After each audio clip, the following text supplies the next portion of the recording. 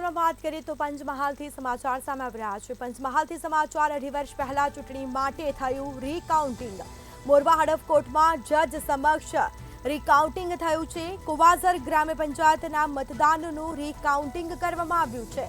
તો હારેલા ઉમેદવાર સુલેમાને અરજી કરી હતી કોર્ટમાં। અરજી કરતા જ હાલ કહી શકાય કે મોરવા હડફ કોર્ટમાં જજ સમક્ષ રીકાઉન્ટિંગ કરવામાં આવ્યું। બંને ઉમેદવારની હાજરીમાં ફરીથી મતગણતરી થઈ અને ફેરગણતરીમાં પહેલાના વિજેતા ઉમેદવારે જ ફરી વિજેતા બન્યા। તો આ સમાચાર સામે આવી રહ્યા છે। મોરવા હડફ કોર્ટમાં જજ સમક્ષ રીકાઉન્ટિંગ કરવામાં આવ્યું હતું। 2.5 વર્ષ પહેલા ચૂંટણી માટે રીકાઉન્ટિંગ થયું છે।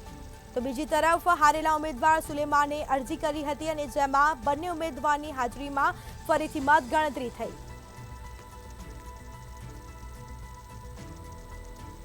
પંચાયતનું રીકાઉન્ટિંગ હતું। અમારા હાઈફ ઉમેદવાર અમારા ઉપર અવિશ્વાસ કરી અને રીકાઉન્ટિંગ કર્યું હતું। આજે રીકાઉન્ટિંગની અંદર અમારા 1144 મત હતા, એ પૂરેપૂરા 1144 નીકળ્યા છે।